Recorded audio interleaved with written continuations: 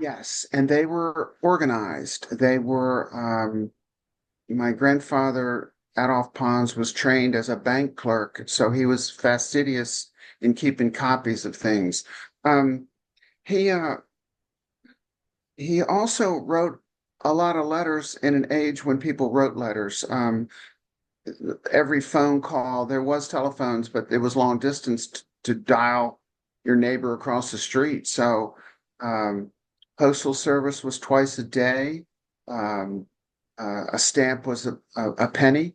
So for 2 cents, you could have a back and forth with somebody, and the mail got delivered so promptly and efficiently that entire transactions could be recorded essentially. The carbon copies of the letters started and ended so many transactions. So I had no excuse not to try to fill in the blanks. So I started writing a column for the Blood Horse called Letters from Rockland Farm.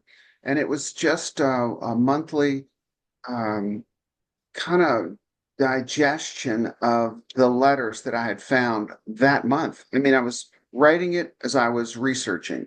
Um, and still the quality of the letters, the correspondence, the importance of them. He wrote about shipping man of war as a yearling to Saratoga.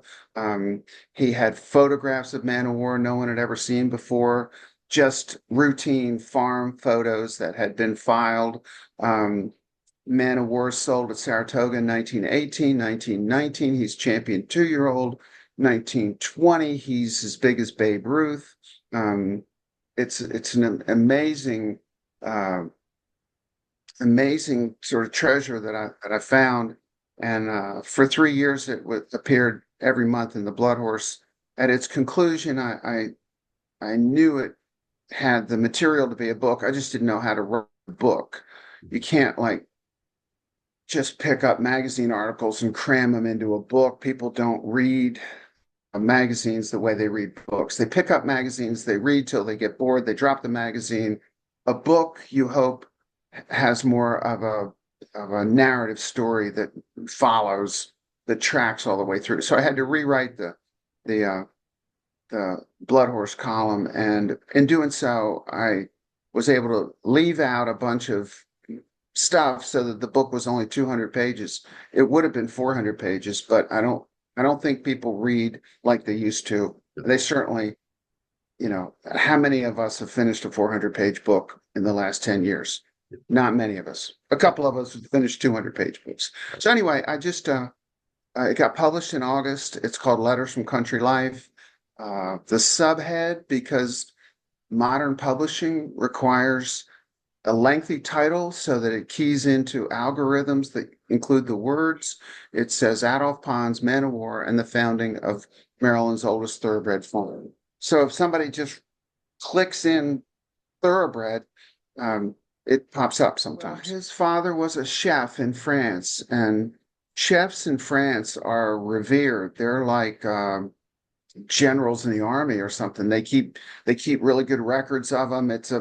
I mean, French is famous for the cuisine. So these Gilded Age guys wanted to impress their rich neighbors at social things. And so instead of a box at a stadium, they'd have them over for dinner. And you had to have I mean, I found menus up here in the attic. They're 12-course meals.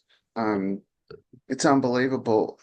But grandfather's father was a cook, essentially, um, and raised his family in August Belmont's household, essentially. And so grandfather, who spoke French when he was 5 years old, when he got here, and quickly was sent to good schools. In Manhattan, there was a school called St. Anne's Academy run by the Marist priests, Marist, and they're this big Catholic French order. And I mean, they drilled it into you. We had nuns when I was growing up, but these priests, I found his lesson books. He had Latin and physics and classical stuff. I mean, he was well educated. He did not go to college. His father, the chef, died when he was 18, so he immediately had to take over, man of the house stuff. And Right. it was but he was a smart guy, and his career with August Belmont spanned a quarter of a century. Belmont died in 1924.